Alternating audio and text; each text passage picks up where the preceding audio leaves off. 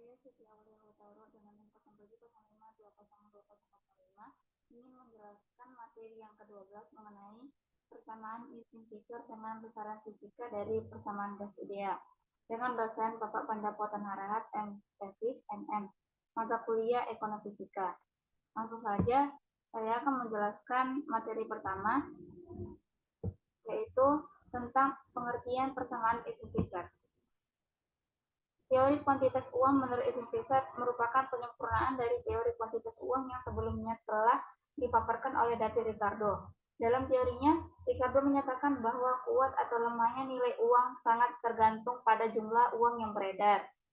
Irving Fisher juga mengemukakan bahwa dalam teori kuantitas uang, jumlah peredaran uang berbanding lurus dengan perubahan harga.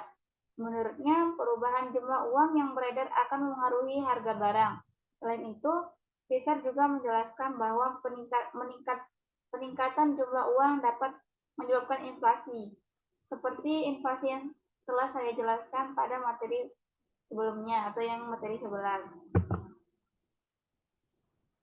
Jadi dikutip dari buku Ekonomi Makro Islam, Pendekatan Teori Makroekonomi Konvensional dan Islam pada tahun 2021 oleh Husnani Matul Ulia. Teori kuantitas uang milik Fisher berdasarkan pada falsafah hukum yang menyatakan bahwa perekonomian selalu dalam keadaan full employment. Menurut Fisher, transaksi antara penjual dan pembeli akan menimbulkan pertukaran uang dengan barang atau jasa, sehingga nilai dari uang yang ditukarkan pasti sesuai dengan barang atau jasa yang diperoleh. Nah, jadi secara sistematis pernyataan tersebut ditulis M dikali V sama dengan P dikali T, yang dimana M itu merupakan jumlah uang yang beredar atau penawaran uang.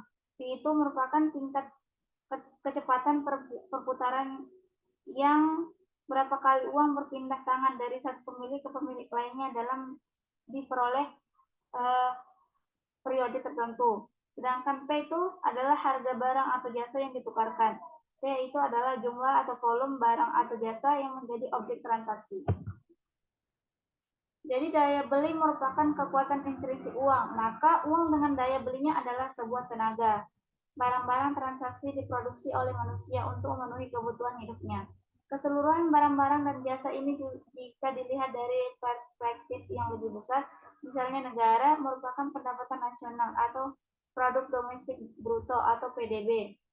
Jadi PDB itu dinyatakan sebagai nilai pasar semua barang dan jasa akhir yang diproduksi dalam perekonomian selama kurun waktu tertentu. Dengan demikian, dapat dibuat persamaan baru yaitu uang dikali daya beli sama dengan barang. Nah, sama dengan PDB atau produk domestik bruto. Yang terakhir itu dari persamaan gas ideal, hubungannya dengan persamaan Irving Fisher dengan gas ideal. Nah, di sini saya akan menjelaskan bahwa dalam fisika, jumlah gas menempati ruang dalam volume atau V memiliki sifat intrinsik, yaitu tekanan atau P, dengan nilai tertentu.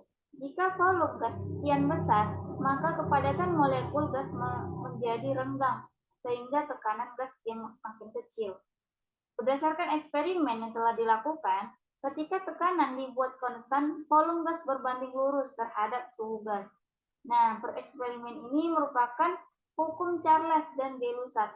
Hubungan antara P dikali V dan T dinyatakan sebagai PVT. Untuk gas ideal dinyatakan dengan persamaan P dikali V sama dengan N kali R kali T. Sementara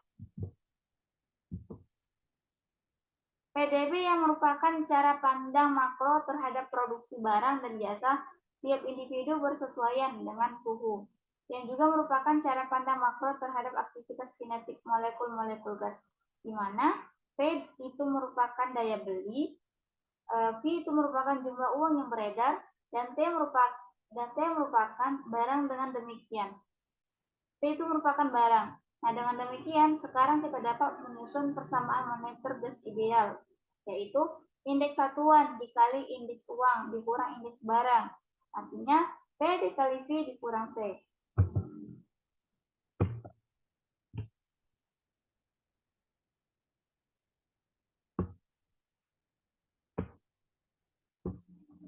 Baiklah.